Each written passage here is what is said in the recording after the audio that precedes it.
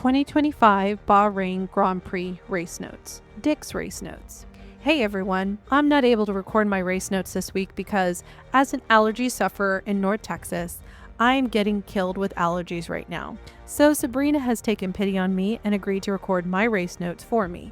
A huge thank you to Sabrina for being such a great partner in crime, and hopefully I will be back with you next week. That said, it felt like the most interesting part of the Bahrain Grand Prix was the intrigue going on behind the scenes, as well as the midfield action, because Oscar Piastri put a stamp of authority on this race, which leads me to my first thought. Number 1. Is Oscar quickly becoming the man at McLaren? I'm hearing that this year's McLaren doesn't particularly suit Lando Norris, but it works for Oscar. Where have we heard that before? And so Lando is struggling. He qualified poorly, a relative term to be sure, and then drove a fighting race back to the podium.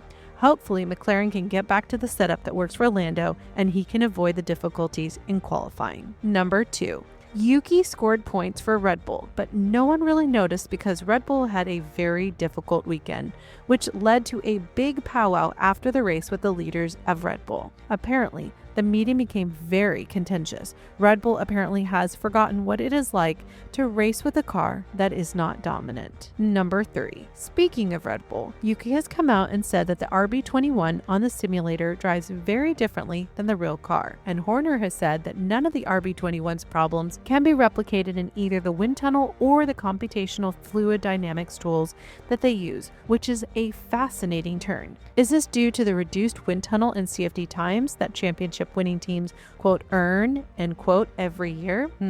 Number 4. Lewis Hamilton says that he has found the handle on his Ferrari, which can spell real trouble for the rest of the field if Ferrari is able to catch and then match its rivals in development. A motivated Lewis Hamilton can be a big problem for everyone else. Number 5. George Russell continues to impress with his speed and consistency. He is clearly doing the job for Mercedes and will likely be rewarded with a contract extension very soon that is rumored to be for another 2 years at $30 million per year. Apparently, life is good if you are George Russell. Number 6. Kimi Antonelli is looking better and better with each successive race. I must say that overall, all of the rookies in the field this year are acquitting themselves really well. Number 7.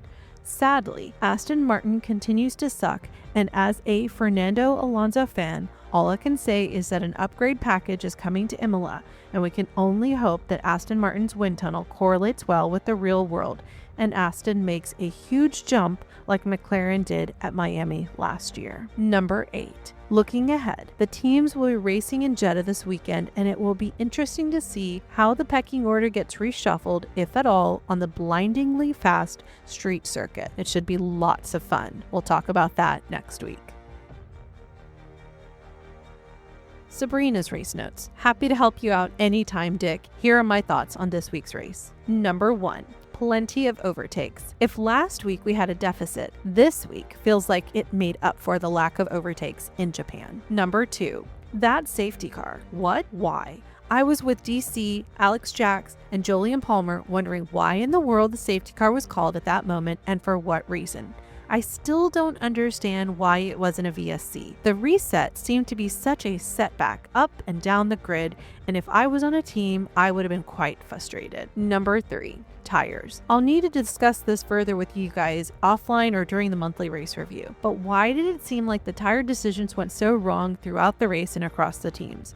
I was expecting high tire deg, yet it seems like no matter the type of tire, they didn't perform as expected.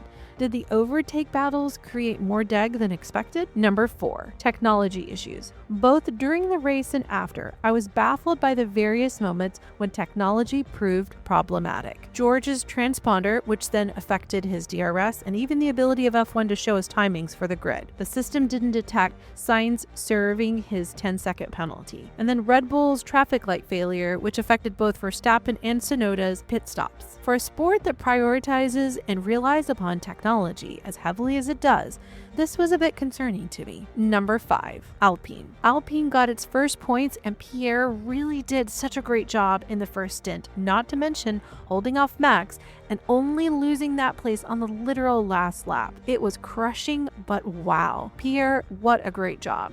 And Jack, he held his ground too. He was in the middle of the pack and really only seemed to struggle when it came to that final stint on those pesky hard tires. I felt that Ollie Oak's post-race interview was fair and realistic. Alpine looked good this weekend. Maybe that's because the race was cooler than quali, so any tire deg issues they might have experienced were kept at bay. I'm crossing my fingers that this wasn't track specific. Pierre noted that during testing they looked good in Bahrain, but it didn't play out over the first races of the season. He also noted that they had made changes and now needed to understand what had worked and why. I'm hoping that the new data from the races and testing sets up Alpine to unlock their car. Number 6, Piastri. Oscar's confidence and skill were on full display, and in my opinion have always been there. I think he's no longer slow burning. He's turning the heat up and at just the right moment. If the car is indeed better suited to him, now is the time to make sure any development done before Barcelona has his input. Everyone has discussed, quote, papaya rules, end quote, me included. Well, this week's performance is only further evidence as to how those rules may need to be adjusted to ensure Piastri isn't disadvantaged. He's being managed by the guy who got burned by Multi-21, so I have to believe that the background conversations leading up to and since the weekend's race are about how to protect Piastri's goal of being world driver champion. And here's what I can say after this week's performance. He has the ability to bring it and to be the one to be disciplined and focused. He will fight for the championship, and he did it on this track of all places, and at this point of the season all weekend long. He showed that he can be better than his teammate. I think it was a great performance, and it put him in a fantastic position for the internal McLaren deliberations. Number 7, Lando. Lando did an amazing comeback battle with Charles for the final place on the podium. That said, I watched his comments post-race in the media pen. I worry he's getting into his head and heading down a spiral. I know he has a method where he talks down on himself, but I'm concerned that his methodology might have been good to get him onto the grid and even compete at the front of the grid, but it might be doing a major disservice to his ambition to be world driver champion. I recently read the book Exponential by James Hewitt and Aki Hinsa. I wish I could read this paragraph and quote to Lando. The section is titled, Believe in Yourself. Quote, there comes a point when drivers need to show their, quote, killer instinct, end quote, or risk getting left behind. It's not enough to simply keep improving. To succeed at the top of the sport, drivers can't just think they have the chance of victory. They have to believe it. In fact, Aki used to say that the best drivers didn't believe that they could win. When they got in the car, the best drivers knew that they would win. Aki had a famous question that he asked many young drivers. I remember the first time I heard it when I was sitting in on one of his consultations. He looked the young driver straight in the eye and said, quote, are you here to win or just do your best? End quote. Number 8, Haas. Are we reading the standings correctly? Is Haas P5 in the championship? Who would have thought we'd say that 2 seasons ago? Yes, many more races to come, but Haas's improvements are proving themselves. They have pace. From the back of the grid to double points. Considering what happened in quali for Esteban and all the effort that had to be expended by the team to get that car repaired, I have to wonder what was likely left on the table to simply be able to race versus getting into the optimal window. I also loved Ollie's post-race radio messages, especially from his dad. What a way to be reminded by your core people while you're doing what you're doing. Number 9, Red Bull.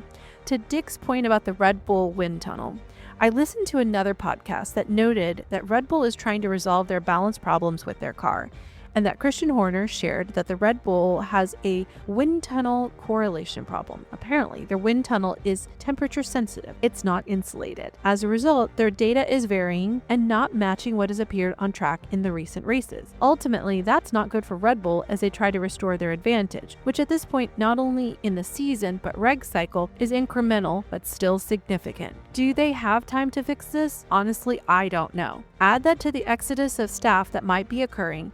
I'm concerned for the team. Max's performance last week was epic because it was despite the performance of the car, not because of the car. And number 10, George. If you listen to our Ross Bentley interview, I think after this weekend, I can agree even more with Ross's assessment of George Russell. As the official F1 broadcaster Lawrence Barretto noted in his race report, quote, George Russell managed all sorts of failures and held off a stern threat from Norris during the Bahrain Grand Prix to take a superb second, end quote. I couldn't agree more. I also thought that F1 podcaster Podium Sunday's Instagram reel, where she called George a dark horse for the Drivers' Championship, well-reasoned and spot on.